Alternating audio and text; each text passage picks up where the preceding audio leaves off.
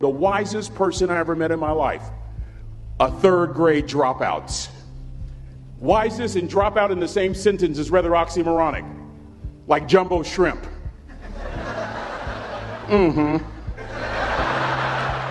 Like fun run. Ain't nothing fun about it. And it's not oxymoronic for me to say third grade and dropout. That third grade dropout, the wisest person I ever met in my life, who taught me to combine knowledge and wisdom to make an impact, was my father. A simple cook. Wisest man I ever met in my life. Just a simple cook.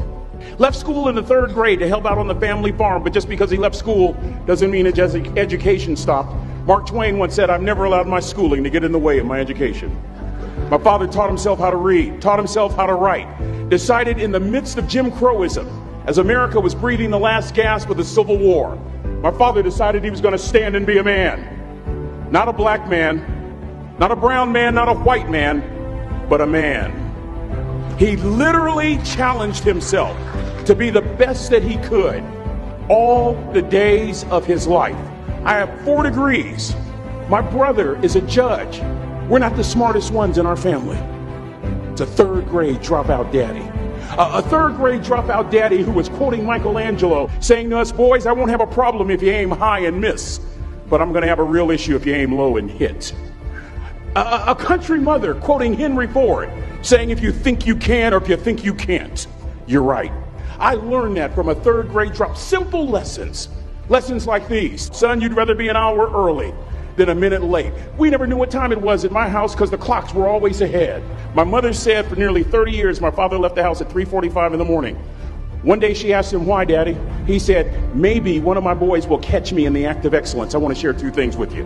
Aristotle said, "You are what you repeatedly do." Therefore, excellence ought to be a habit, not an act. Don't ever forget that. I know you're tough, but always remember to be kind. Always. Don't ever forget that.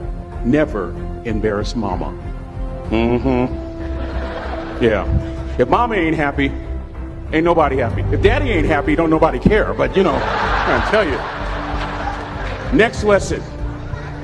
Lesson from a cook over there in the galley. Son, make sure your servant's towel is bigger than your ego. Ego is the anesthesia that deadens the pain of stupidity. Y'all might have a relative in mind you want to send that to. Let me say it again. Ego is the anesthesia that deadens the pain of stupidity. Pride is the burden of a foolish person. John Wooden coached basketball at UCLA for a living, but his calling was to impact people. And with all those national championships, guess what he was found doing in the middle of the week? Going into the cupboard, grabbing a broom, and sweeping his own gym floor. You want to make an impact? Find your broom. Every day of your life, you find your broom. You grow your influence that way. That way you're attracting people so that you can impact them. Final lesson. Son, if you're going to do a job, do it right. I've always been told how average I can be. Always been criticized about being average. But I want to tell you something. I stand here before you, before all of these people, not listening to those words, but telling myself every single day to shoot for the stars, to be the best that I can be. Good enough isn't good enough if it can be better, and better isn't good enough if it can be best. Let me close with a very personal story that I think will bring all this into focus. Wisdom will come to you in the unlikeliest of sources, a lot of times through failure. When you hit rock bottom, remember this. While you're struggling, rock bottom can also be a great foundation on which to build and on which to grow. I'm not worried that you'll be successful. I'm worried that you won't fail from time to time. Person that gets up off the canvas and keeps growing, that's the person that will continue to grow their influence. Back in the 70s, to help me make this point, let me introduce you to someone. I met the finest woman I'd ever met in my life. We're at this dance, and I find out her name is Trina Williams from Lompoc, California, and we're all dancing, and we're just excited. And I decide in the middle of dancing with her that I would ask her for her phone number. Trina was the first one. Trina was the only woman in college who gave me her real telephone number. The next day we walk to Baskin and Robbins ice cream. We go on a second date, and a third date, and a fourth date. We drive from Chico to Vallejo so that she could meet my parents. My father meets her. My daddy, my hero, he meets her, pulls me to the side and says, "Is she psycho?" But anyway, she said yes. That was the key. I married the most beautiful woman I'd ever seen in my life. Y'all ever been to a wedding and even before the wedding starts, you hear this? How in the world? And it was coming from my side of the family.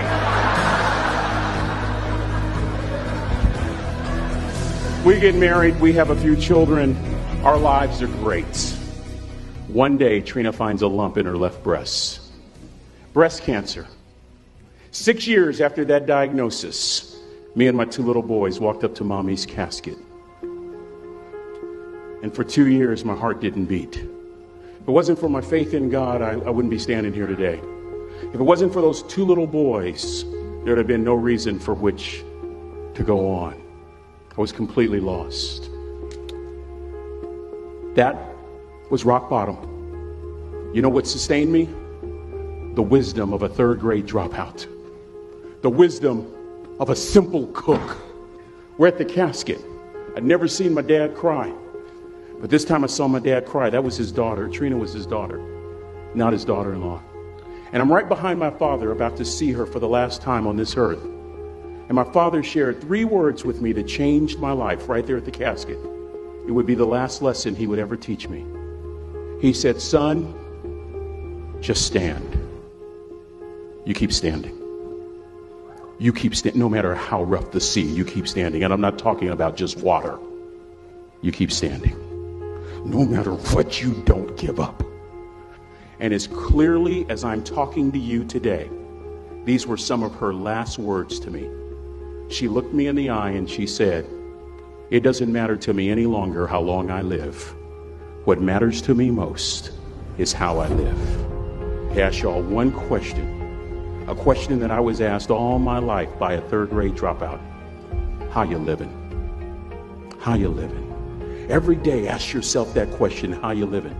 Here's what a cook would suggest you to live this way.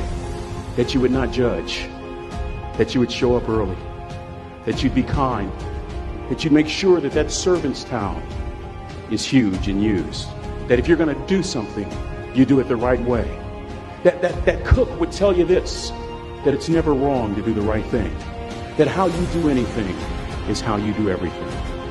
And in that way, you will grow your influence to make an impact. In that way, you will honor all those who have gone before you, who have invested in you. Look in those unlikeliest places for wisdom.